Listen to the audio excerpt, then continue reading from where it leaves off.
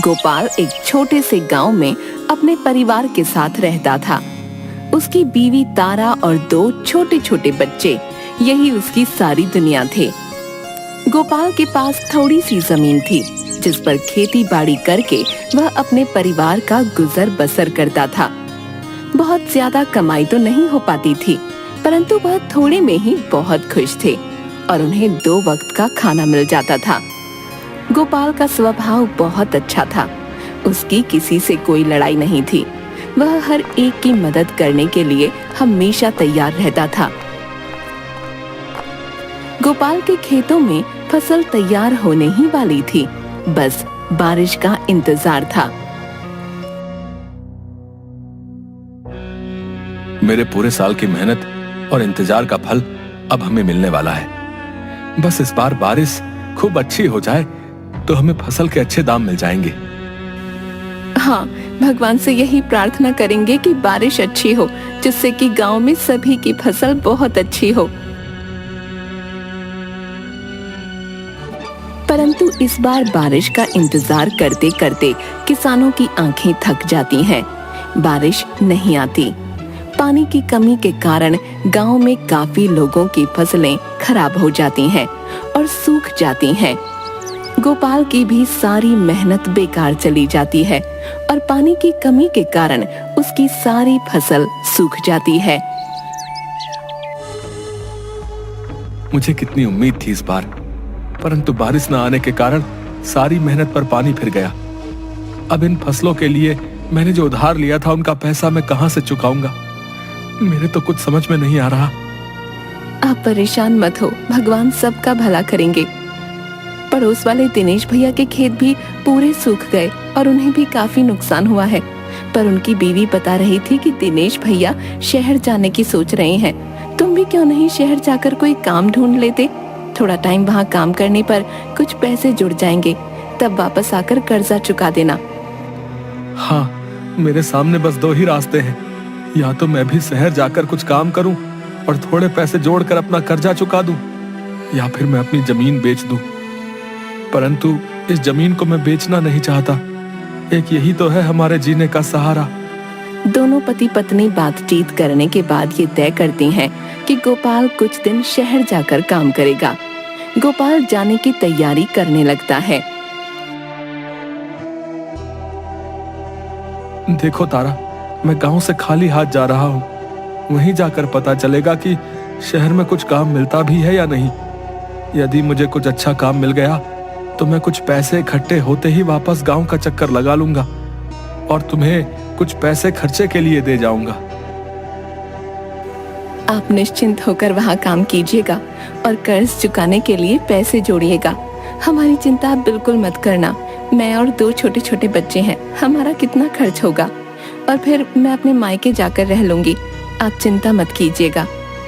अगले दिन गोपाल शहर चलने की तैयारी करता है। ये लीजिए, खाने के लिए कुछ सामान और खर्चे के लिए कुछ रुपए हैं। ये थैला संभाल कर रखना। तुम्हारे पास ये रुपए कहाँ से आए? मैंने बहुत टाइम से रोज के खर्चे से थोड़ा थोड़ा बचा कर रखे हैं ताकि मुसीबत में काम आए। सो आज इनकी जरूरत आ गई, आप रखिए इन्हें। गोपाल की आंखों में आंसू छलक आए और वो थैला लेकर वहां से चल दिया।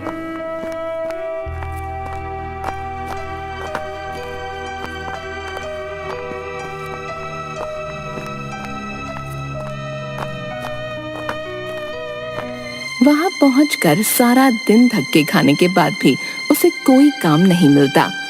गोपाल बहुत चिंतित हो जाता है और सोचने लगता है, यदि मुझे यहाँ काम नहीं मिला तो मैं अपने परिवार का खर्च कैसे चलाऊंगा?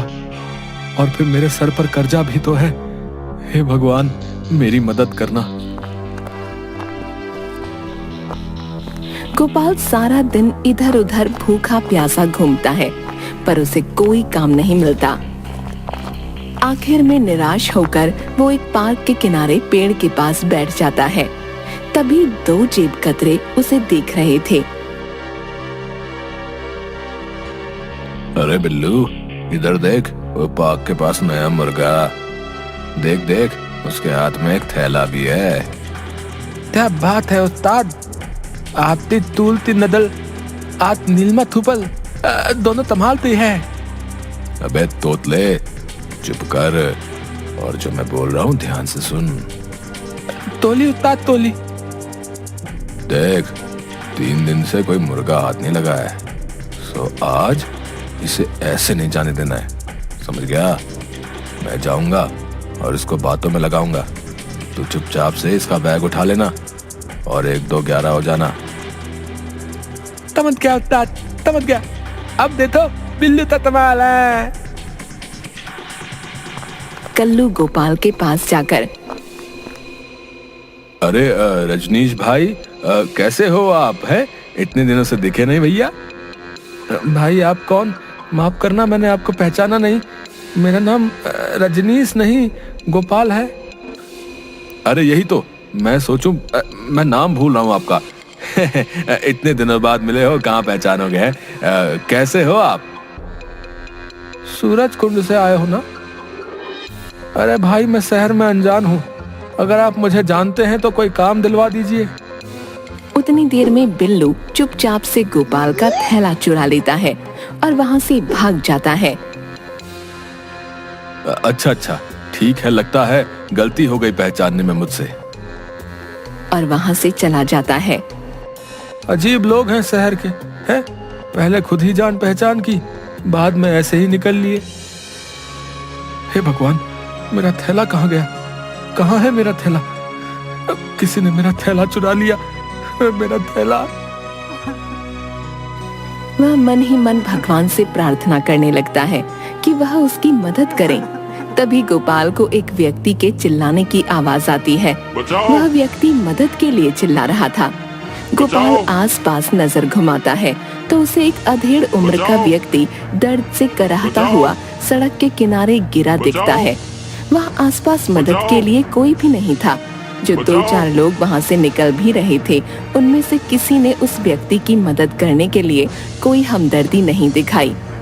गोपाल उस व्यक्ति के पास जाता है और पूछता है, अरे आपको क्या हो गया? आप ऐसे क्यों गिर गए हैं? वह व्यक्ति कुछ ज्यादा नहीं बोल पाता, बस दर्द से चिल्लाता रहता है। गोपाल को कुछ नहीं सूझता। वो जल्दी से सामने रिक्शा रोककर किसी तरह उस व्यक्ति को उठाकर उसमें डालता है और हॉस्पिटल की तरफ चलने को कहता है। गोपाल उस व्यक्ति को हॉस्पिटल में ले जाकर डॉक्टर को देखने के लिए कहता है। इन्हें हार्ट अटैक आया है, हमें तुरंत इनका इलाज शुरू करना पड़ेगा। आप इनके रिश्तेदार हैं? जी नहीं, मैं तो इन्हें जानता भी नहीं। मैं सड़क किनारे बैठा था, तभी वहाँ मैंने इन्हें गिरा हुआ पाया, इसीलिए मैं तुरंत इन्हें हॉस्पिटल ले आया। आपको तुरंत कुछ पैसे जमा करवाने होंगे। क्या आपके पास पैसे हैं? गोपाल सोच में पड़ जाता है और डॉक्टर से कहता है, डॉक्टर साहब, मेरा थैला किसी ने चुरा लिया जिसमें कुछ पैसे थे, लेकिन अब तो मेरे पास कोई पैसा नहीं है। मैं तो खुद भूखा प्यासा काम की तलाश में घूम रहा था, तभी मैंने इन्हें गिरा हुआ पाया। इमरजेंसी में उस व्यक्ति का इलाज शुरू कर देते हैं। गोपाल जिस समय उस व्यक्ति को हॉस्पिटल ला रहा था, तभी उसकी जेब से एक बटुआ गिर गया था, जिसे संभालकर गोपाल ने अपने पास रख लिया था। गोपाल बटुआ डॉक्टर को देता है और कहता है, डॉक्टर साहब, ये इन्हीं का बटुआ है, आप इसे खोल कर देख लीजिए, इसमें शायद कुछ पैसे हैं, मैंने इसे नहीं खोला। डॉक्टर जैसे ही उस बटुए को खोलता है, उसमें काफी पैसे थे। उसे एक आईडी कार्ड और क्रेडिट कार्ड भी मिलता है। आईडी कार्ड देखते ही डॉक्टर कहता है, अरे ये तो शहर के मशहूर उद्योगपति राम कपूर हैं। तुमने ये बहुत अच्छा किया, इस बटुए को संभाल कर रख लिया। इससे हमें ये पता चल गया कि ये कौन है। हमने इनका इलाज शुरू कर दिया है। 3 से 4 दिन हॉस्पिटल में रहना पड़ेगा। तुम चाहो तो कल आकर इनसे मिल सकते हो। जी डॉक्टर साहब, आपका बहुत बहुत शुक्रिया, मैं कल आकर इनसे मिल लूंगा। गोपाल वहाँ से निकलकर एक पार्क में जाकर सो जाता है। उसके पास खाने पीने के कोई पैसे नहीं थे, न ही रहने का कोई ठिकाना। अगले दिन सुबह उठकर गोपाल हॉस्पिटल में उस व्यक्ति से मिलने जाता है। गोपाल डॉक्टर से मिलता है और उनसे उनका हालचाल पूछता है। डॉक्टर साहब, अब उनकी तबीयत कैसी है? क्या वो ठीक हो गए हैं? क्या मैं उनसे मिल सकता हूँ? हाँ हाँ, अब वो बिल्कुल ठीक है। आओ, मैं तुम्हें उनसे मिलवा देता हूँ। डॉक्टर गोपाल को लेकर मिस्टर राम कपूर के रूम में जाता है। मिस्टर कपूर, ये वही व्यक्ति हैं जिन्होंने कल आपकी जान बचाई। यदि ये आपको समय पर हॉस्पिटल ना लेकर आते तो आपकी जान को खतरा था, और इन्होंने ही आपका बटुआ संभाल कर हमें दिया, जिससे हमें पता चला कि आप कौन हैं। अरे भाई, आपका बहुत बहुत शुक्रिया। यदि कल आप मेरी मदद ना करते तो शायद आज मैं जिंदा ना होता। आप एक नेक इंसान होने के साथ साथ ईमानदार भी हैं, वरना शहर में किसी के हाथ कोई बटुआ लगे तो वो कहाँ वापस करता है। परंतु आपने उसे संभाल कर रखा। उसमें मेरे कई कीमती क्रेडिट कार्ड और आईडी कार्ड था। आप ठीक हो गए, मुझे ये जानकर बहुत खुशी हो रही है। राम कपूर गोपाल से पूछते हैं कि वह कहाँ रहता है और क्या काम करता है। जी, मैं तो गांव में रहता हूँ और उसी दिन गांव से शहर काम की तलाश में आया था, परंतु पूरा दिन धक्के खाने के बाद मुझे यहाँ कोई काम नहीं मिला। फिर थक हार कर निराश होकर मैं एक पार्क में पेड़ के नीचे बैठ गया, जहाँ मैंने आपको गिरा हुआ पाया था। उसकी सारी बातें सुनकर मिस्टर कपूर बहुत हैरान होते हैं कि वह व्यक्ति इतनी परेशानी में था, फिर भी उसने उनकी मदद की। यह एक बहुत अच्छे इंसान की पहचान है। अब देखो गोपाल, कल मेरी छुट्टी हो जाएगी। तुम इसी समय यहाँ आ जाना। मेरे हॉस्पिटल से छुट्टी होगी तो तुम मेरे साथ ही मेरे घर चलना। मैं तुम्हें काम दूंगा। जी, आपका बहुत बहुत शुक्रिया। मैं कल ही समय पर यहाँ पहुँच जाऊंगा। अगले दिन गोपाल हॉस्पिटल पहुंच जाता है और राम कपूर के साथ उनके घर चल पड़ता है। राम कपूर के घर पहुंचने पर गोपाल उनका घर और गाड़ियां देखकर चकित रह जाता है और मन ही मन सोचता है कि वह कितने बड़े आदमी हैं। गोपाल घबराता हुआ राम कपूर के पीछे पीछे घर के अंदर पहुंचता है। राम कपूर उसे बैठने के लिए कहते हैं और उसके लिए कुछ खाने पीने को लाने को बोलते हैं। देखो गोपाल, तुम आराम से यहाँ बैठो और कुछ खा पी लो। मैं 15 मिनट में आता हूँ। गोपाल वहाँ बैठकर आराम से खाना पीना करता है। कुछ देर में राम कपूर वहाँ आते हैं और गोपाल से कहते हैं, गोपाल, मैं तुम्हारी ईमानदारी से बहुत प्रभावित हुआ हूँ। यहाँ शहर से थोड़ा दूर मेरी बहुत बड़ी फैक्ट्री है, जहाँ खेतों में काम आने वाले बीज और खेतीबाड़ी में काम आने वाले सामान का उत्पादन होता है। हमारा सामान दूर दूर तक बहुत से छोटे शहरों और गांवों में जाता है। मुझे एक ऐसे व्यक्ति की तलाश है जो इन सब चीजों की जानकारी रखता हो और ईमानदारी से काम संभाल सके। क्या तुम मेरी फैक्ट्री में काम करोगे? जी, खेती बाड़ी के बारे में तो मैं काफी जानता हूँ। मैं गांव में यही काम तो किया करता था और बीज और खाद की मुझे काफी पहचान है। बाकी आप जैसे बताएंगे मैं वैसा काम कर लूंगा। तो ठीक है, तुम मेरी गाड़ी से फैक्ट्री चले जाओ। वहाँ का मैनेजर तुम्हें सारा काम समझा देगा और रहने खाने पीने की चिंता मत करना। वहीं पर पास में तुम्हें एक घर मिल जाएगा। तो यदि तुम चाहो तो अपने परिवार को भी यहाँ बुला सकते हो। तुम्हारे बच्चों के स्कूल का एडमिशन और फीस सब मैं करवा दूंगा। गोपाल ये सब सुनकर बहुत हैरान और खुश हो जाता है। आपका शुक्रिया मैं कैसे अदा करूं? आपने तो मेरी सारी परेशानी ही हल कर दी। मैं आपको शिकायत का कोई मौका नहीं दूंगा। पूरी ईमानदारी से अपना काम करूंगा। शुक्रिया तो मुझे तुम्हारा अदा करना चाहिए। तुम्हारा बहुत बड़ा एहसान है मुझ पर, जो मैं कभी चुका नहीं पाऊंगा। ये सब तो कुछ भी नहीं। यदि तुम्हें किसी भी चीज की जरूरत हो तो तुम बेझिझक मुझसे कह सकते हो। राम कपूर कुछ पैसे गोपाल को देते हैं और उससे कहते हैं कि वह गांव में जाकर अपना कर्ज चुका दे और अपने परिवार को लेकर यहाँ आ जाए। गोपाल वह पैसे लेकर खुशी खुशी गांव की तरफ रवाना हो जाता है और वहाँ जाकर अपना कर्जा चुकाकर अपने परिवार समेत वापस शहर आ जाता है।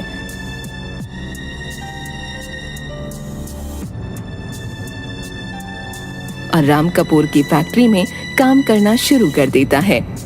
गोपाल ने बिना किसी स्वार्थ या लालच के राम कपूर की मदद की, इसलिए भगवान ने भी उसकी सुनी और उसकी मदद की। अब गोपाल की सारी समस्याएं खत्म हो चुकी थीं और वह खुशी खुशी शहर में रहने लगा था।